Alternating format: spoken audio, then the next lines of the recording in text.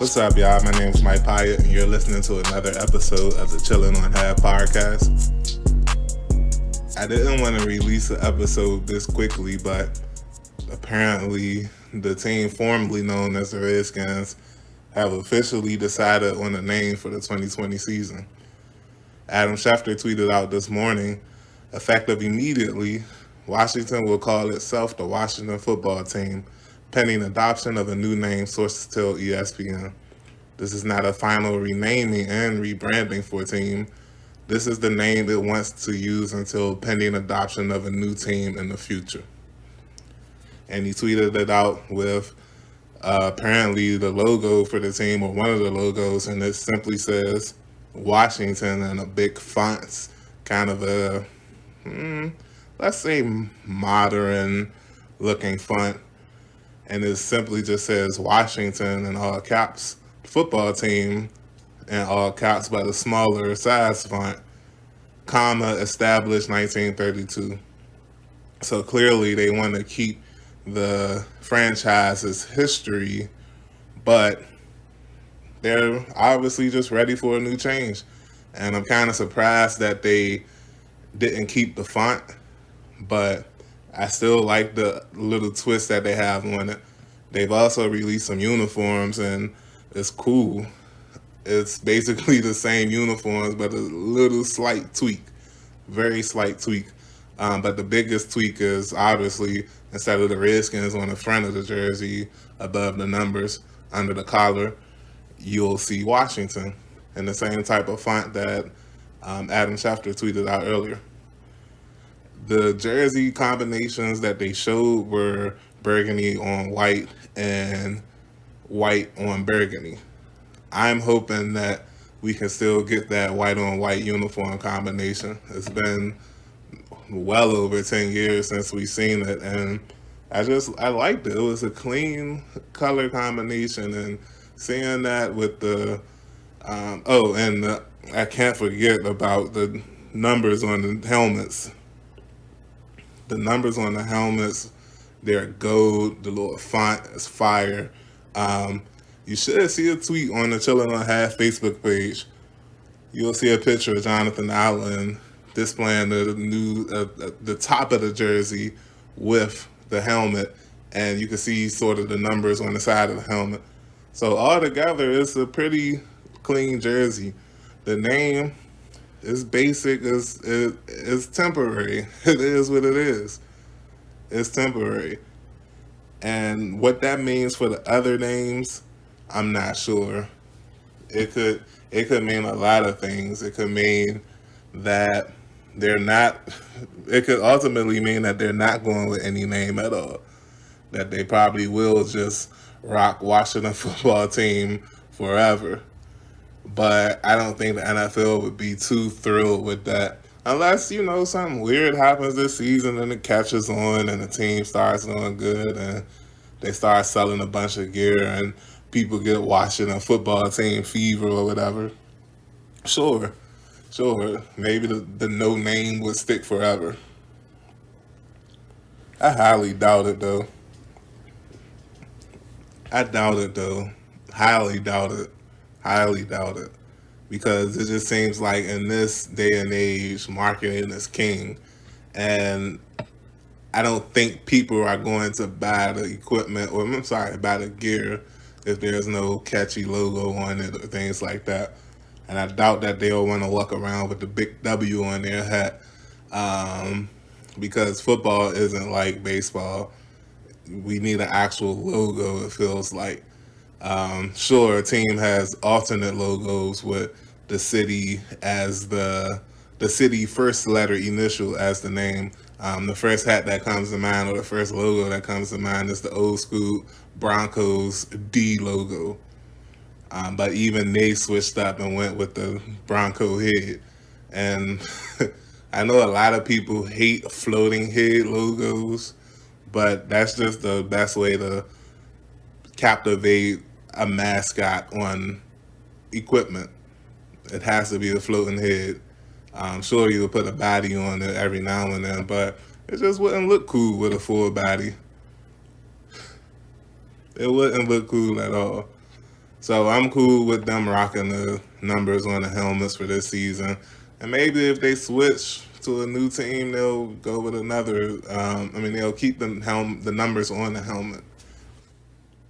Now, as far as the other names, I'm not exactly sure what what they're thinking, but I will say that the three names that we discussed yesterday, well, not yesterday, I'm sorry, the three names that we discussed on the previous episode of Chillin on Half podcast, Red Wolves is the name that's the hardest to get for the team because of so many licensing and trademarks and whatnot. They could have easily switched the Warriors, I believe, and they could have just as easily, maybe even easier switched to the Red Tails. So the fact that they haven't announced the name yet may be good news for the Red Wolves, but I don't know. I don't know. They could just go completely different and go somewhere else. But I just know that for this season, I'm glad that they're rocking with the Washington football team. It might sound plain, it might sound basic, it might sound dumb, but at the end of the day, that was just the way that it needed to be. It needed to be like that. Now, I know the memes, the tweets, the posts, they've already been coming. They're going to continue to come. And if there is, if the Washington football team isn't good this year, it's going to make this even worse. So stay tuned, man. It's going to be a long year either way, man. And that's not even factoring in COVID stuff. It's just going to be a long year, period.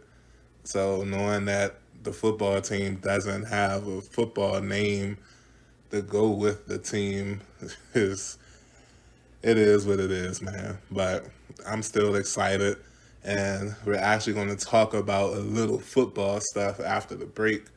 And yeah, you're listening to Chillin' on Half, and I'm a fan of the Washington football team.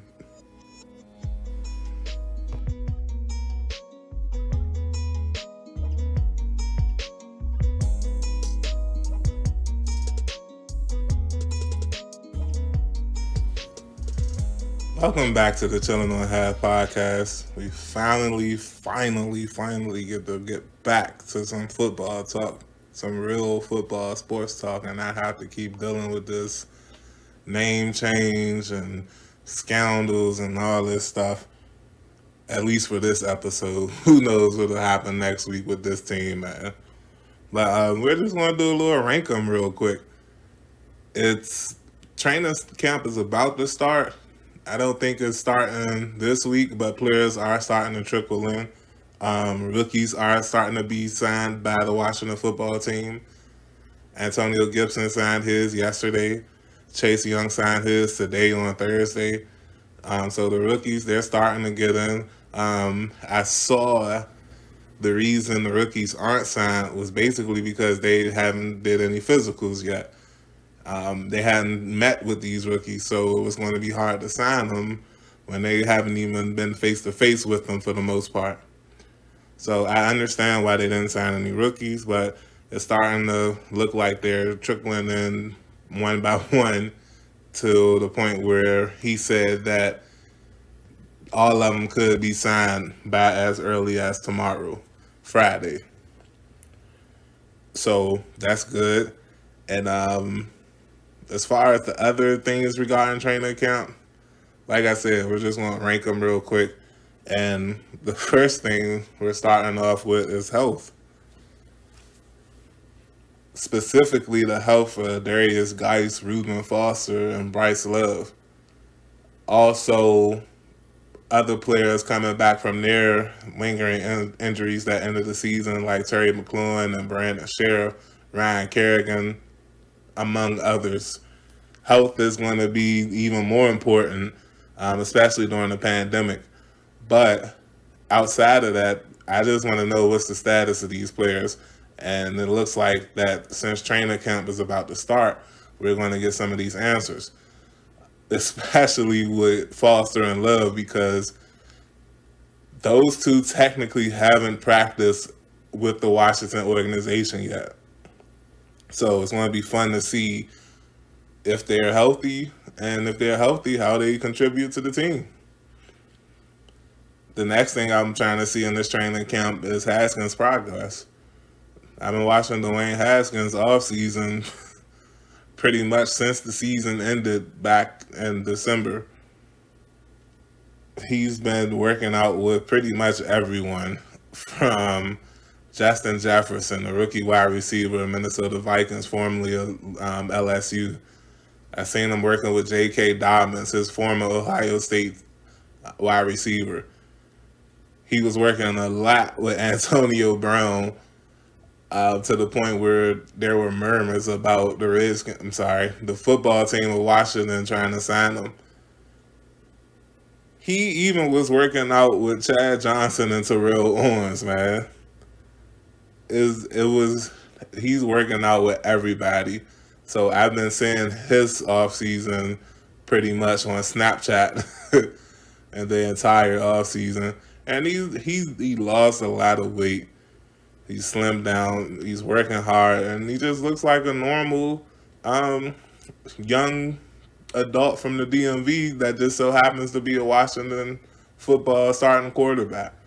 And that's what I like to see. I like to see him look normal and just be himself and not try to press anybody or impress anybody, because that will lead to you pressing to impress them. So I'm just happy that he looks happy, if that makes any sense. But as far as training camp goes, I want to see how he looks. We won't be able to see it this year. I want to hear how he looks. I want to know who he's working the best with. Is he picking up the offense fine enough? How does he look how does he look before the ball is snapped? Like, is he walking up to the line? Does he know, is he calling out the protection? Like, does he look comfortable being the Redskins starting quarterback?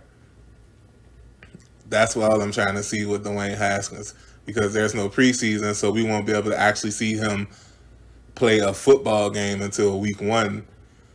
But in the meantime, all we'll know is what he's doing in practices. The practices that we will be able to find out things. The next thing I'm interested in is the addition of Chase Young and Jack Del Rio to the Washington defense. How is it going to be when you add those two to this defense? Will it be a smooth transition? Will there be some rough patches? Who knows? But what I do know is that you're adding a bomb defensive coordinator and one of the best pass rushing rookies to come out in the last, let's say, everybody's been saying 10 years, so let's say 10 years. It's going to be interesting to see how they mesh with Daron Payne, Jonathan Allen, Matt Ioannidis, Ryan Kerrigan, Montez Sweat. This defensive line is lit. And I don't care what the team name is called. I don't care what you call them. Washington football team, Maryland, Virginia. I don't care what you call them. This defensive line is going to wreak havoc, and I'm psyched, and I can't wait to see it. But I know there's going to be some issues here and there. They're not going to be perfect. Nobody gets a sack every single play. It's ridiculous. But what I will say is that it's just wonderful to know that my football team has a defensive coordinator that actually knows what the heck he's doing, and they're bringing in a very, very, very talented football player. Next up, the thing I'm looking forward the most is the impact that the COVID virus is going to have on training camp. Not just with the Redskins, but across the league as a whole. Is anyone affected? How is it affecting preparation? Are players scared? Will the media be allowed to watch practices? How will the coach interact with the players? Do they have to keep the 6 feet social distance on the football field too with the coaches? Like, it's going to be weird. And what if it's not enough players? What if somebody gets injured during training camp and there's not enough players to replace the players? So will teams have to start practicing 10 on 11? Like, it's a lot. Like, it's a lot. And we don't know what's going to happen. It's kind of, it's weird. It's like I'm trying to prepare for the 2020 NFL season. But also in the back of my mind, I'm like, how the heck are they going to pull this off? Things have looked promising so far with the protocols on the video that I saw the NFL put out a couple of days ago.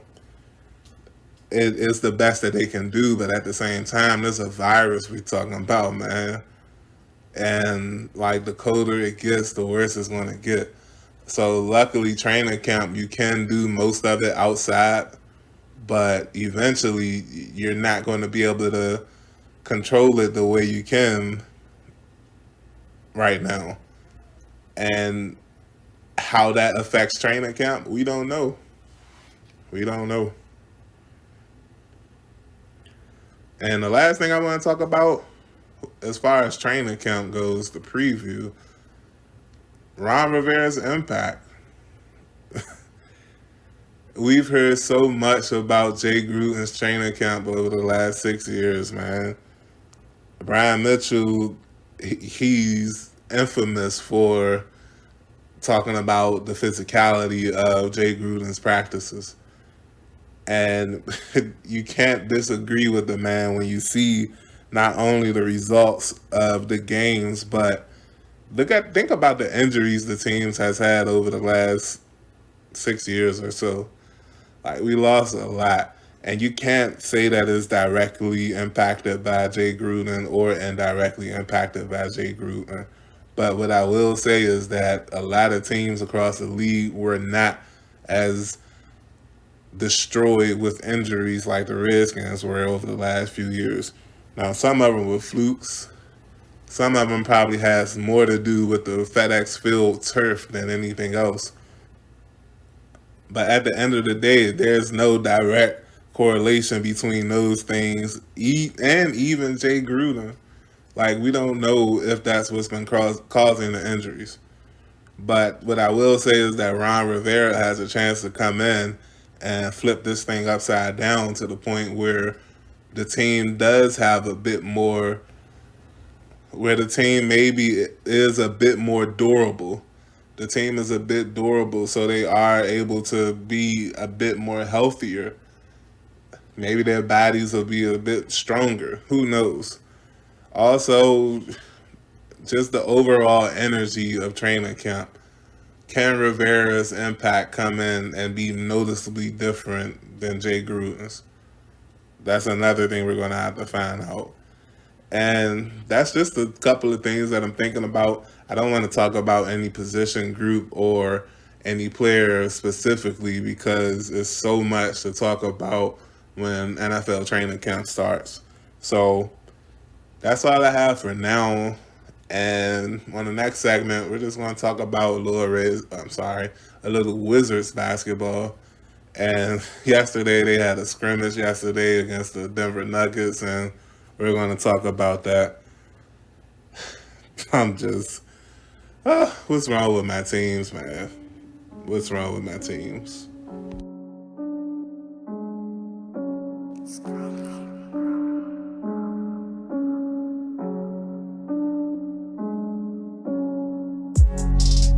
Welcome back to the Chillin on Had podcast. This is Mike Pyatt. And speaking of my teams, I forgot. Juan Soto was announced to have COVID. Now, he's asymptomatic, so he doesn't know about these symptoms that he's supposed to have because he doesn't have them. But yet he has the virus, so he won't be playing tonight for the Washington Nationals against the Yankees. And it kind of sucks because that's the one player I wanted to see. Don't get me wrong, it'd be nice to see Matt Scherzer's pitch. It starts in about an hour, so this podcast is definitely coming out after the game starts. But I'm happy to see Max Scherzer pitch tonight, and it's gonna be nice to see my baseball team for the first time since they won the World Series in October. So yeah, that's that. But changing the topic from the Nationals, we got to talk about the Washington Wizards, and ugh, they had a scrimmage yesterday with the Denver Nuggets, and I'll be honest, I didn't watch the whole thing. And just to let you know how ridiculous the game really was, Djokovic, I'm sorry, not Djokovic, Jokic, he started point guard for the Denver Broncos. And for those of you who don't know who the Joker is, Nicholas Jokic, he's a 7-1 7-1 7-2 center for the Denver Nuggets. They also started Bol yesterday, and that may sound familiar to some of you. He's the son of former Washington Bullets player Manute Bol. And Bol looked nice yesterday. I ain't even going to front. That was probably my favorite thing about the game was Bol. Had nothing to do with the Wizards. Honestly, I can't even remember seeing any highlights from the Wizards. They made a couple of shots, and not that it mattered. They lost. They lost too. So yeah, but they were missing a couple of key pieces yesterday, even outside of the players that said they weren't playing in the bubble. And unfortunately, I think they are going to make the playoffs. The Nets roster is basically done, and they only have to win one more game than them. So, and then after they win, if they're able to sneak within 4 games of the 8th place spot, which I believe they will, they have to beat that 8th place team 2 straight times in order to secure the 8th seed. And like I said, the Nets, their roster is bad. They lost a lot of people, losing a lot of people. Maybe they'll be able to get some back before the season starts, but I don't know, man.